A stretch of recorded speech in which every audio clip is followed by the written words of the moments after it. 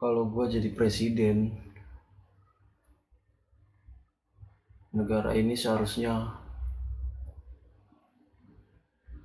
memiliki sebuah wadah atau sebuah badan atau sebuah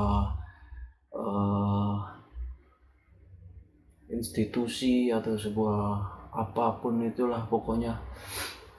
Mungkin awalnya harus dari presiden dulu yang support, jadi dia yang kasih pembukaannya, modal awal dari presiden dulu gitu. Diciptakan badannya, bangunannya, gedungnya, anggotanya yang mengurusi sebuah kehidupan duniawi. Jadi manusia tidak terpaku atau terikat oleh sebuah kebohongan yang sudah begitu tua, kebohongan yang sudah sangat busuk dan seharusnya sudah ditinggalkan oleh ras manusia. Andai kata saja presidennya peka gitu, atau beberapa pihak swasta peka, lalu dia menciptakan itu, sebuah badan yang mengurusi dari kelahiran, kehidupan sampai kematian manusia di muka bumi atau di negara, khususnya di Indonesia. Jadi misalnya lu mau menjalankan sebuah jalinan ikatan egoisme manusia, karena mana ada percintaan yang diikat, itu berarti seperti halnya hewan aja, sesuatu yang diikat. Ya, jalinan sebuah ikatan egoisme manusia yang biasanya orang bilang adalah jalinan percintaan, atau kalau di Indonesia dinamakan pernikahan, meskipun mereka nggak tahu artinya itu apa. Ya intinya merit lah gitu, merit. Jadi mereka susah untuk melakukan itu. Nah, apabila sebuah badan itu diciptakan, jadi badan itu benar-benar murni gitu, benar-benar jadi mungkin awalnya lu daftar terus lu bayar, jadi setiap ada level-levelnya, level-level tertentu, lu bayar sekian nanti lu bisa dapat paket ini, paket itu.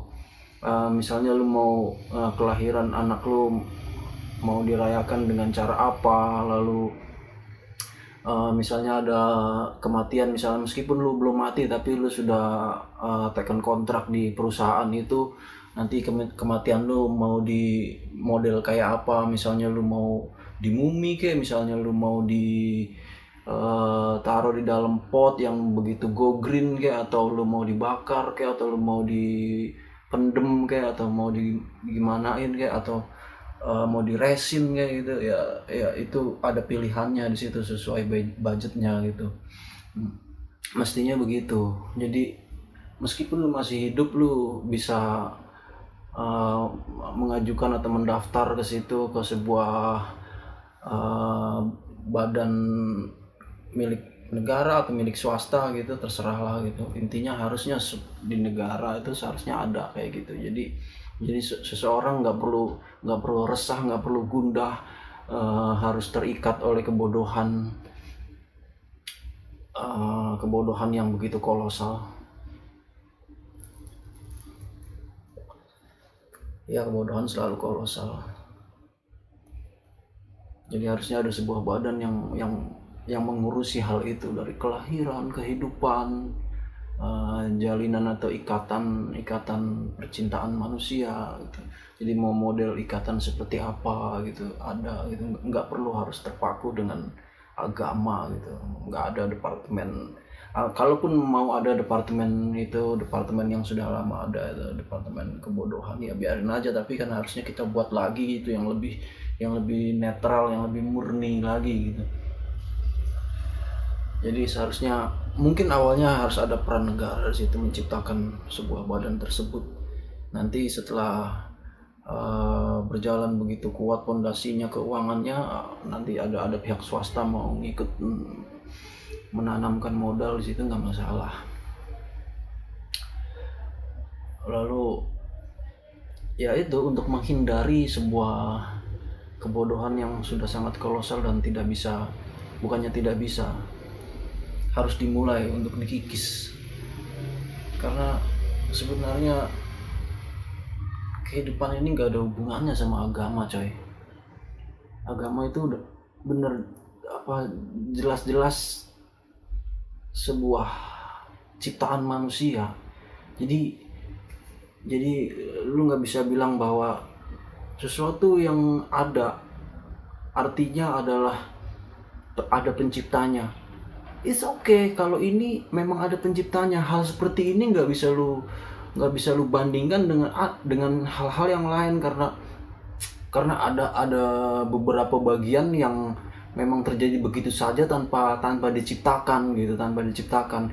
Ini memang ada penciptanya. Ini termasuk dalam radian kompleksitas, bukan anak komplek gitu. Jadi ada dua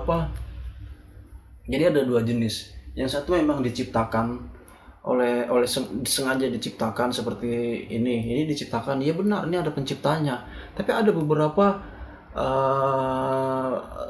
sesuatu lain yang memang terjadi begitu saja tanpa diciptakan gitu. Kayak misalnya ini bisa berbentuk begini, ini jelas ada penciptanya. Tapi suatu ketika lu bisa menemukan ini terbentuk begitu saja. Misalnya lu lagi ke pantai, tiba-tiba lalu siapa yang menciptakan bentuk batu seperti ini? Padahal itu ada kemungkinan juga tidak ada yang menciptakannya gitu. Dia tercipta oleh berisik lagi anjing. Dia tercipta oleh gerusan waktu, dia dihempas oleh angin, oleh terik, oleh hujan, oleh badai segala macam. Dia tercipta begitu saja. Nah itu namanya sesuatu yang simple aja gitu, sesuatu yang simple yang begitu saja terjadi gitu tanpa ada penciptanya. Dan begitu juga semesta. Untuk sekarang ini gue masih mengatakan bahwa semesta tidak ada yang menciptakan, bahwa sesuatu itu begitu simple, begitu saja terjadi, begitu saja, nggak ada yang menciptakan. Kecuali suatu ketika nanti bila umur gue mungkin bisa sampai ribuan atau jutaan tahun, nah itu baru ada kemungkinan misalnya memang ada yang menciptakan, tiba-tiba suatu hari atau suatu ketika nongol di langit atau di mana, woi ternyata semua ini gua lo yang menciptakan, gua ini ada gitu. Oke, pada saat itu terjadi, oke, gua berarti salah, berarti memang ada penciptanya gitu.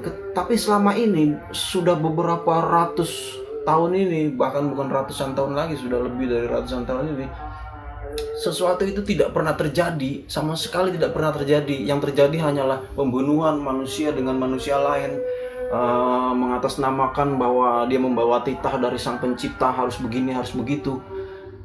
Itu pembunuhan terus terjadi, coy. Kalau lu lihat di internet, aduh coy, banyak banget pembunuhan itu yang menganggap bahwa dia membawa titah kebenaran, sang penciptanya hanyalah dia dan yang lain itu palsu itu, atau yang lain itu salah. Meskipun juga sebenarnya setelah gue selidiki semuanya itu salah, coy. Meskipun dari semuanya yang salah ada yang paling salah banget dan sangat salah sekali, dan juga ada yang rada mendingan gitu. Begitu. Jadi ada sesuatu yang memang diciptakan. Jadi jangan bilang semua yang ada itu selalu ada penciptanya. Enggak begitu juga. Ada sesuatu yang memang terjadi begitu saja. Suatu ketika lu jalan di pinggir pantai, lu nemu batu bentuknya begitu mirip seperti ada yang menciptakan, tapi belum tentu itu memang diciptakan oleh seseorang. Bisa jadi itu tercipta oleh waktu. Dia didesain oleh waktu, oleh zaman, oleh hempasan yang tak sengaja, gesekan antara batu yang lain, lalu terbentuklah menjadi sesuatu yang rada mirip sama bikinan pabrik begitu. Mungkin bahkan bisa lebih bagus dari bikinan pabrik misalnya. Dan setelah diteliti oleh arkeolog bahwa ternyata ini bukan bikinan atau nggak ada desainernya. Nah itu termasuk suatu hal yang simple namanya. Kecuali sesuatu yang benar-benar diciptakan ada pabriknya gitu. Nah itu termasuk sesuatu yang kompleks karena ada banyak campur tangan. manusia atau pencipta atau desainer gitu. Tapi ada beberapa yang memang tercipta begitu saja, begitu. Nah, biasanya yang tercipta begitu saja, yang produk simple itu, yang produk tercipta begitu saja tanpa desainer itu biasanya disabotase oleh agama atau oleh mitos-mitos seseorang membuat sebuah cerita yang begitu bombastis di antara kebodohan lalu diimani atau diyakini oleh para kebodohan. Nah, itulah yang disebut agama. Ketika gue membual sesuatu, di sekitar gue adalah mungkin bocah-bocah SD atau bocah-bocah TK, lalu bocah-bocah SD itu percaya kepada bualan gue, itu juga sudah bisa dinamakan agama gitu. Jika bualan gue memiliki sebuah tatanan atau aturan, harus ini, harus begitu, dan jangan begini, jangan begitu, kalau begini dan begitu, maka nanti di kehidupan yang lain atau selanjutnya akan ada ganjaran begini begitu, meskipun gue sendiri belum pernah kesana gitu. Itu kan artinya bualan gitu kan, karena pada faktanya gue juga belum pernah ke alam selanjutnya gitu. Begitulah yang namanya isme atau dogma atau agama. Kalau gue jadi presiden, kebebasan yang gue utamakan. Kebebasan bukan berarti bebas-bebasnya. Kebebasan itu sendiri, kita lihat, kita akan membebaskan sebuah mindset, sebuah pikiran-pikiran, sebuah rasa, sebuah keyakinan dibebaskan di bawah kepemimpinan gua, akan dibebaskan. Akan tetapi akan dipilah juga. Ada beberapa yang tidak mungkin untuk dibebaskan, seperti kecenderungan atau mengarah kepada memangsa kebebasan lain gitu. Jadi ada beberapa pemikiran bahwa yang begini salah, harus dibunuh, harus gitu. Nah, itu udah jelas gue larang. Jadi bukannya gue berangus atau gue basmi, tapi lebih kepada gue pisahkan. Ya, seperti halnya hal-hal yang buas tidak mungkin dicampur dengan hal-hal yang jinak, karena yang buas bisa mencengkram atau menerkam yang lainnya.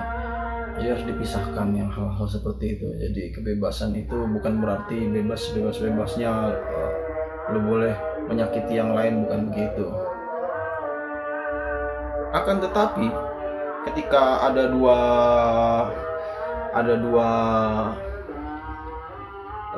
sumber daya manusia, misalnya manusia 1 dan manusia 2 saling bersepakat untuk saling melukai, it's okay, karena ada kesepakatan gitu. Jadi kalau tanpa ada kesepakatan sebelah pihak, itu namanya sudah pemaksaan kehendak. Nah, itu jelas gua larang kalau kayak gitu.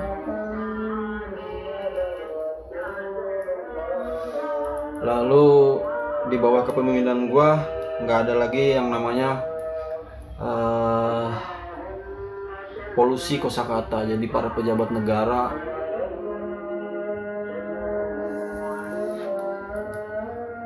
kosakatanya harus murni.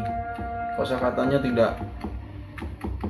tidak mengandung sebuah warna dari golongan-golongan tertentu.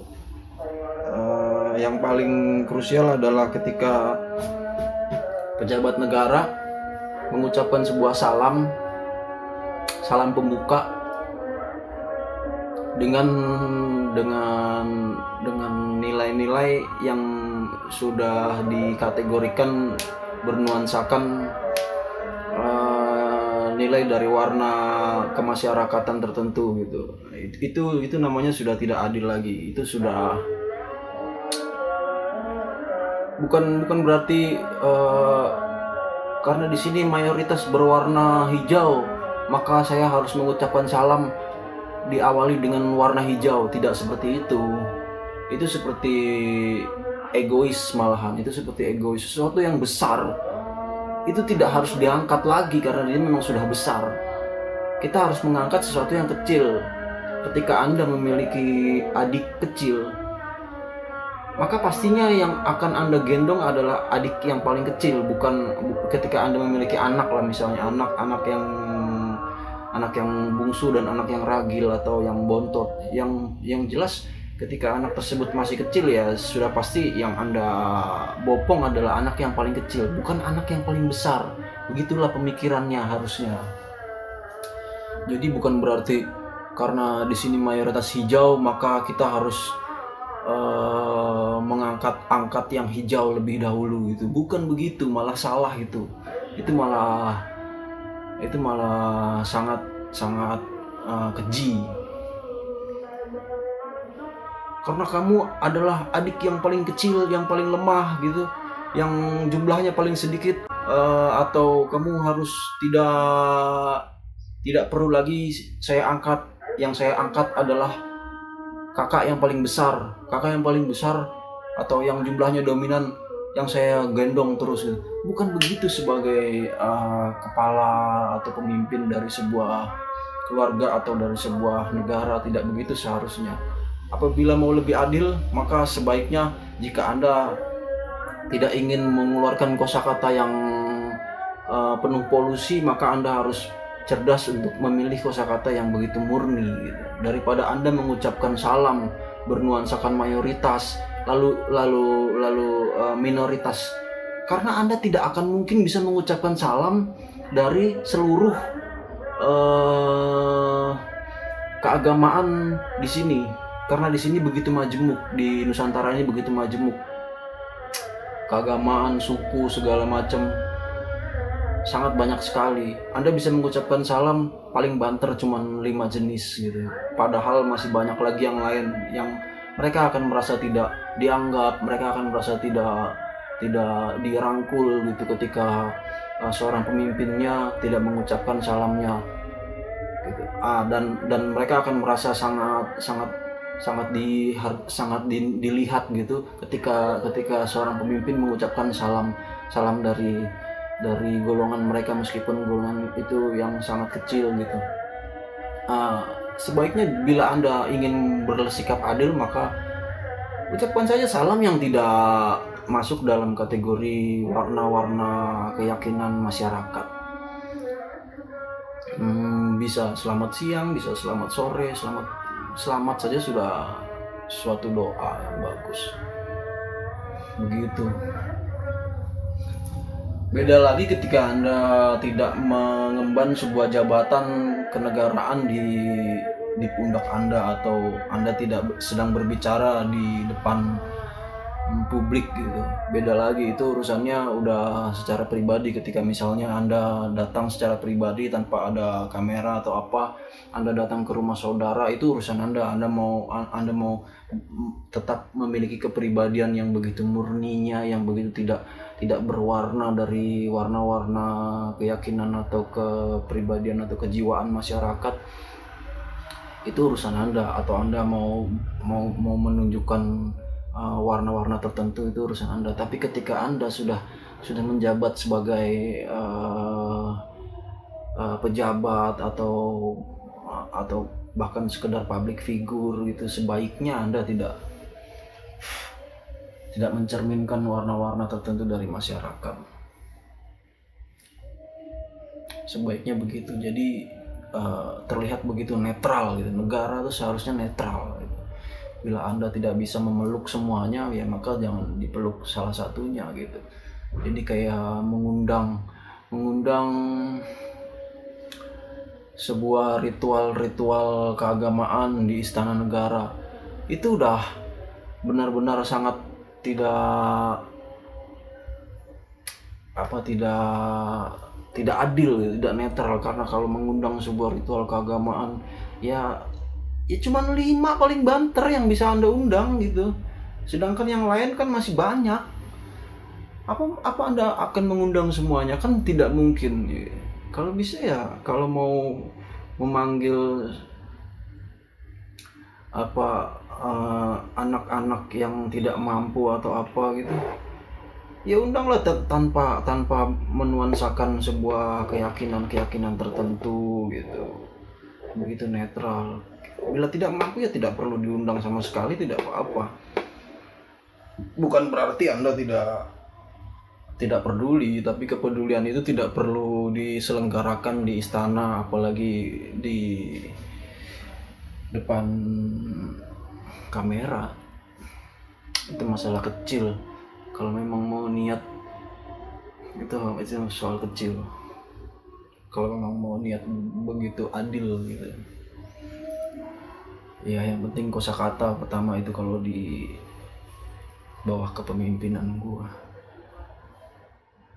kosakata yang murni. Ketika kosakatanya sudah murni, maka mengucap janji pun juga harus murni. Gak ada janji atas nama sebuah kebohongan, atas nama sebuah imajiner, atas nama sebuah kedelusian gitu, gak ada itu. Jadi saya berjanji atas nama kemanusiaan, atas nama percintaan, atas nama rakyat, atas nama masa depan, itu masuk akal, itu masih bisa dinalar. Tapi ketika saya berjanji atas nama bla bla bla bla bla yang di atas sana, yang maha, yang itu udah gak masuk akal, coy. Ngapain lu berjanji atas nama dia? Emang lu siapanya dia? Dan faktanya ketika lu sudah mengucapkan nama dia, namanya siapapun itu gitu, Dewa A atau Dewa B gitu misalnya, emangnya langsung kayak melegitimasi bahwa lu tidak akan begini begitu? Itu faktanya enggak.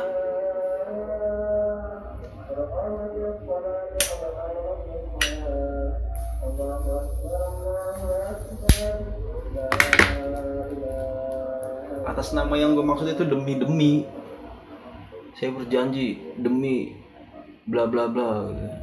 Yang kau sebutkan adalah dewa-dewa imajiner, kebohongan.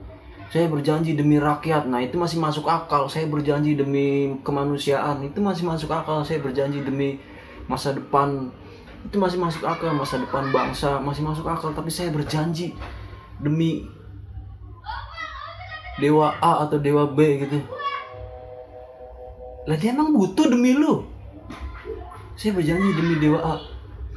Lah coba dah lu bayangin kata-kata itu, saya berjanji demi Dewa A misalnya. Jadi lu melakukan hal itu demi Dewa A tuh. Melakukan hal-hal apapun yang setelah janji yang lu ucapkan itu, saya berjanji demi Dewa A gitu. Misalnya gitu, nama dewanya A gitu misalnya, atau nama dewanya tai lah gitu, nggak masalah. Jadi model-model ketuhanan tuh nggak masalah, yang penting adalah ajarannya.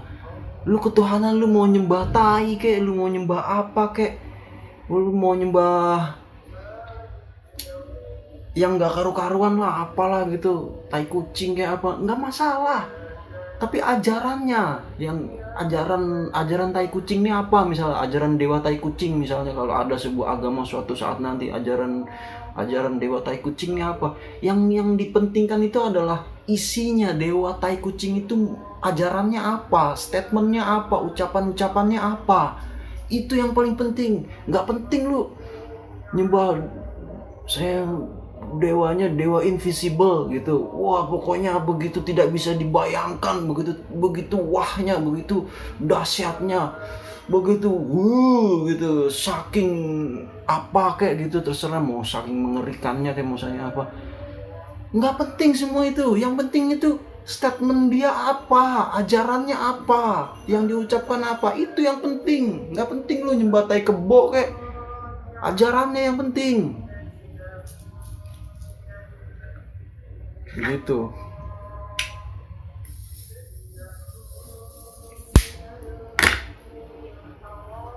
Jadi kalau di bawah kepemimpinan gua suatu saat, kalau gua jadi presiden kayak gitu, nggak akan gua berjanji atas nama hal-hal yang delusional gitu, hal-hal yang imajiner, hal-hal yang nggak nyata gitu. Gue berjanji akan dengan hal-hal yang nyata.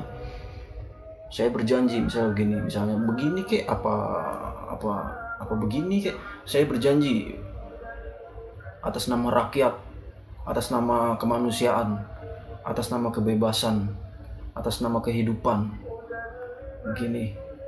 Bahkan gue berjanji begini sambil menginjak semua ajaran-ajaran yang sudah begitu kolosal dan bullshitnya, gue injek semua, tumpuk semua sama gue tumpuk jadi satu, gue injek. Dan sambil berjanji begini, ngapain? Masa demi dewa yang katanya begitu hebatnya, lu melakukan untuk dia, melakukan hal-hal pekerjaan mau lu lakukan dengan baik atau dengan buruk atau dengan apa, terserah lu. Intinya lu melakukan hal-hal pekerjaan itu demi dewa-dewa tersebut. Lah katanya dewanya hebat, ngapain lu melakukan demi dia? Saya berjanji demi dewa A, maksudnya untuk melakukan begini tidak akan begitu. Itu gimana maksudnya? Misalnya gini lah, saya berjanji mau berangkat kerja hari ini demi anak saya. Itu masih masuk akal, demi anak saya, karena saya mau cari makan untuk ngempanin anak saya, bini saya, istri, keluarga gitu. Itu masih masuk akal. Tapi saya berjanji berangkat kerja demi dewa A gitu. What the fuck man? Katanya dewanya hebat, tapi kalau janji demi dewa-dewa yang demi nama-nama Tuhan itulah, pokoknya macam-macam namanya, banyak. Orang agama aja ada 4.200-an. Satu agama aja punya dewa banyak banget, apalagi 4.200 agama. Itu jumlahnya pun nggak pernah fix, selalu bertambah, selalu berkurang. Sekte-sekte selalu bertambah, selalu berkurang. Aliran agama, ajaran kepercayaan sedunia itu selalu fleksibel. Jadi begitu sih kalau di bawah kepemimpinan gue berjanji sambil gue injek tuh buku-buku delusional tuh, gue tumpuk jadi satu tuh.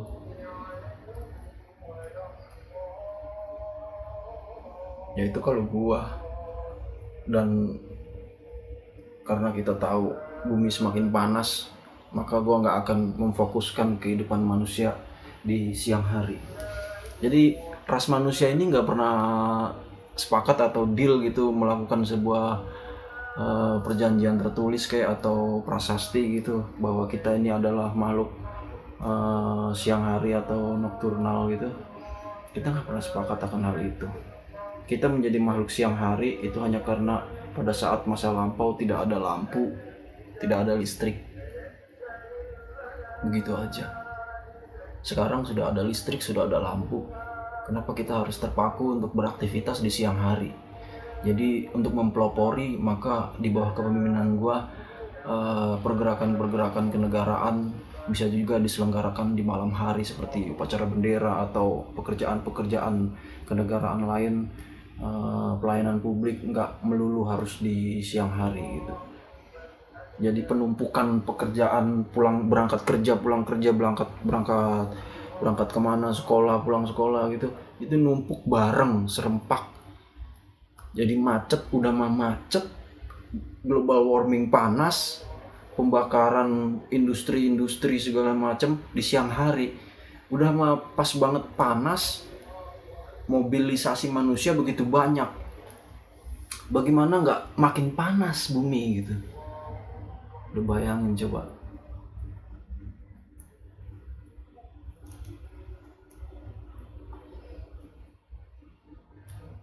Karena rata-rata di negara-negara yang panas itu pasti rata-rata blow on.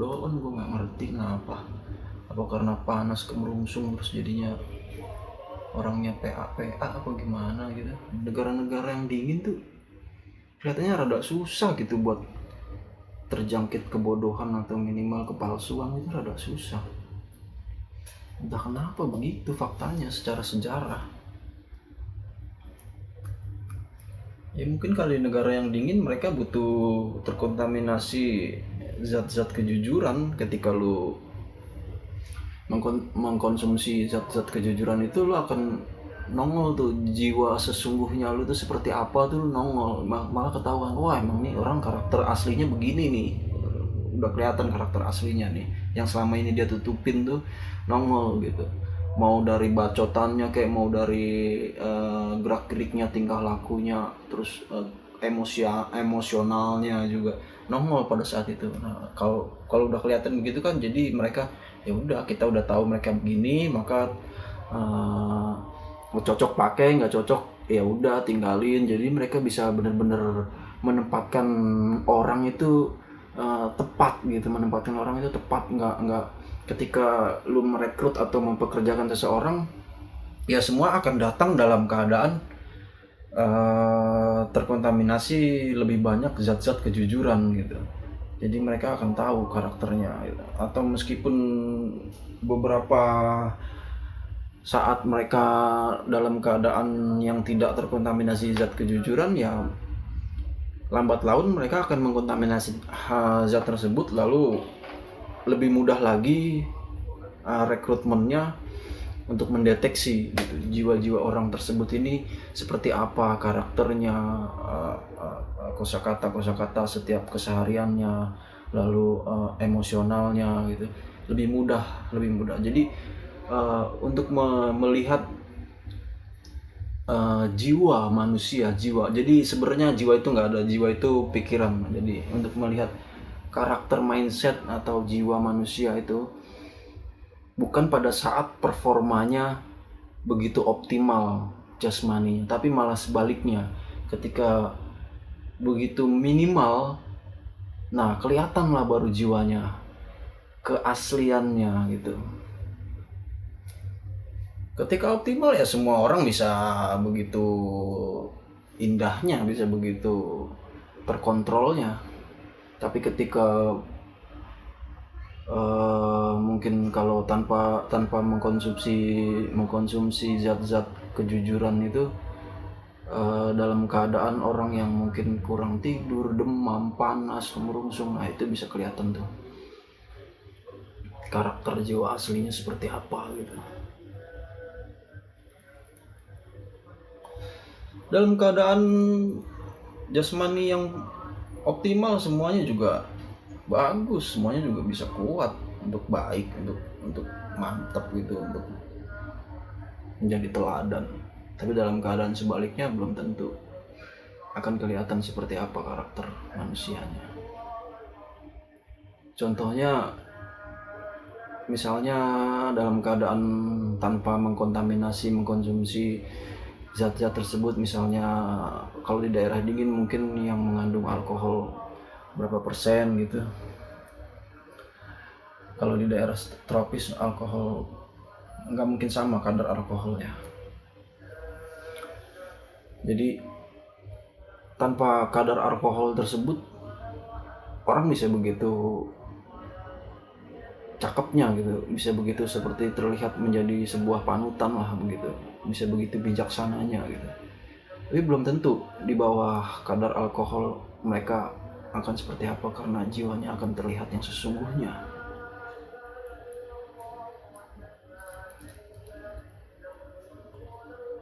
Maka dari itu agama melarang meminum alkohol, karena agama sendiri adalah produk kebohongan. Kalau lu minum air itu ya udah ketahuan aslinya kayak apa.